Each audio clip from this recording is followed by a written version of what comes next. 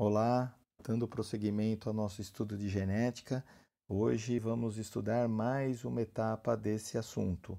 Nós vamos falar dos grupos sanguíneos, né?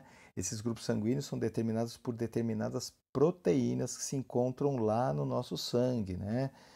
Especialmente na superfície aí das hemácias que constituem o nosso organismo. Isso é muito importante para tentar entender, né, como são as populações geneticamente e também na questão das transfusões, na questão da medicina. Isso é muito importante entender essa relação antígeno-anticorpo, né? E obedece a alguns padrões lá da genética de Mendel. Então nós temos basicamente três sistemas, né, de tipos sanguíneos: o chamado ABO, o sistema RH e o sistema MN. Os dois primeiros a gente vai detalhar um pouquinho mais, o último é mais para uma menção da existência dele, até por conta, às vezes, de compatibilidade aí na hora de certas transfusões ou transplantes, né? Então, o sistema ABO ele é constituído por quatro tipos, né? A, B, AB e O, que na verdade são os fenótipos, né? Aquilo que é identificado no exame simples. Por que eles têm essa denominação? Existe na pessoa que é sangue tipo A uma substância, um aglutinogênio, né, que está na parede, lá na membrana das hemácias. E essa substância foi denominada aglutinogênio tipo A. Quem tem sangue B não tem o aglutinogênio A, mas tem uma substância um pouquinho diferente que foi chamada aglutinogênio B. Quem é AB tem as duas substâncias, o aglutinogênio A e o aglutinogênio B presentes no sangue. E quem é tipo O não tem nem o aglutinogênio A, nem o característica química, não muda a funcionalidade geral lá do sangue, não é? Existe uma outra informação importante, é com relação à produção de anticorpos. Você sabe que produzimos anticorpos contra aquelas substâncias ou materiais estranhos ao nosso organismo, ao qual chamaremos de antígenos. Então, o antígeno, não é, para quem tem sangue A, não pode ser A também, porque é igual ao dele. Mas o que for diferente do dele, ele vai produzir um anticorpo, uma aglutinina. Então, quem tem sangue A, ele produzirá anti-B caso ele entre em contato com essa substância B. Quem é B não vai produzir anti-B, vai produzir anti-A caso entre em contato com essa substância. Quem é AB não vai produzir anticorpos nem contra A nem contra B, porque se ele tem os dois, o organismo dele vai reconhecer como sendo similar. Então, ele não vai produzir nenhum desses tipos de aglutinina. E quem é O, o fato dele não ter nem A nem B, entrando em contato com um ou com ambos os tipos de aglutinogênio, vai produzir aí uma reação fabricando aglutininas anti-A e anti-B. É isso que determina os parâmetros de doação. Então, o AB ele pode receber de qualquer tipo sanguíneo, do A, do B e do O. O A só vai poder receber dele mesmo, né, do A e do O. O B recebe dele mesmo e do O. E o O apenas recebe de O. Então, resumindo, ele sempre recebe daquele que ele tem compatibilidade, ou seja, tipo sanguíneo igual ao dele, ou que não há problemas, né, na incompatibilidade.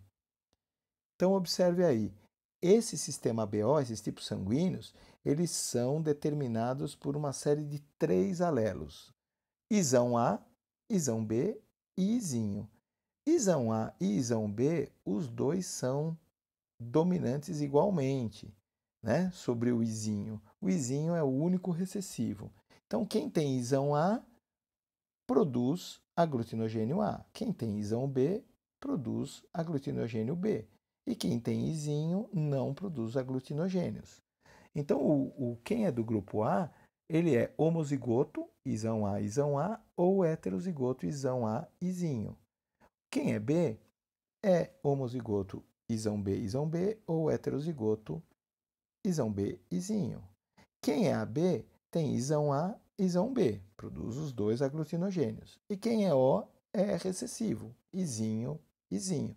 Então, esses são os genótipos para esses respectivos fenótipos, não é? Existe um outro sistema de tipo sanguíneo chamado de fator RH, que é uma proteína encontrada nas hemácias, não é? E pode agir como um antígeno aí se for inserida no indivíduo que não a possui. Então é chamado de RH positivo o indivíduo que tem essa proteína, né? O fator RH. E negativo aquele que não possui a proteína. Então, quem recebe o sangue de um tipo igual ao dele não tem problema nenhum. Quando ele recebe um diferente, algo que chega estranho a ele, ele vai provocar uma reação. Então, o negativo pode receber de negativo, positivo pode receber de positivo. O negativo, como ele não tem a proteína, se for doar para alguém que é positivo, não tem problema nenhum, porque não está chegando nada diferente.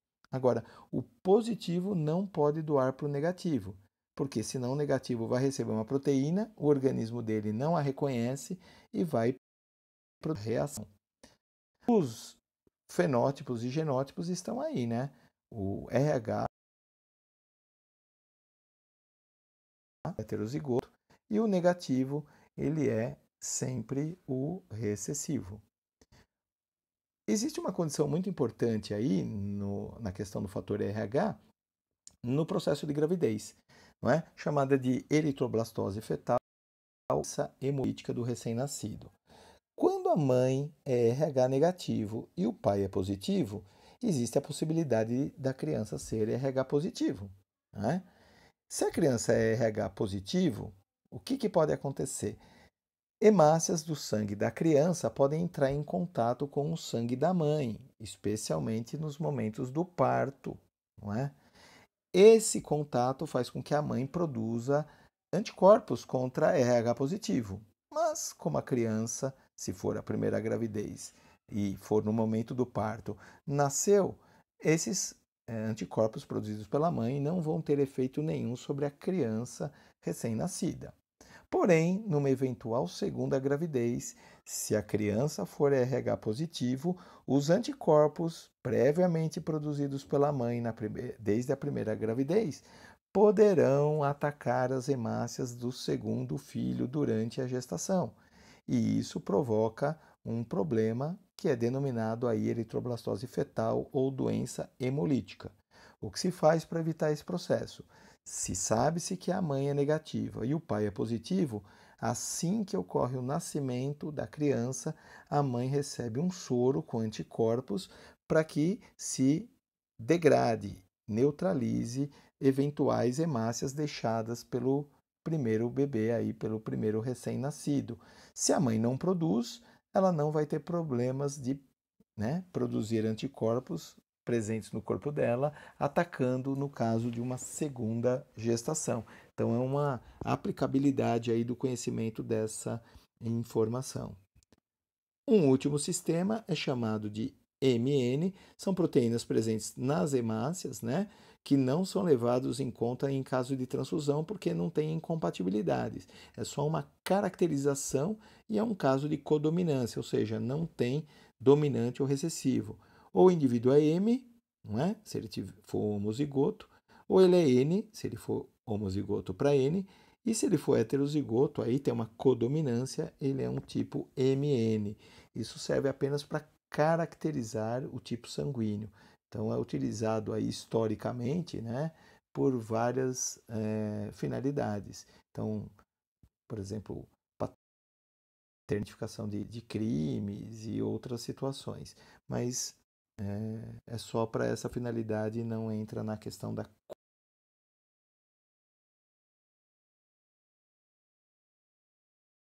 contem aí sobre genética, que é muito importante para vocês conhecerem.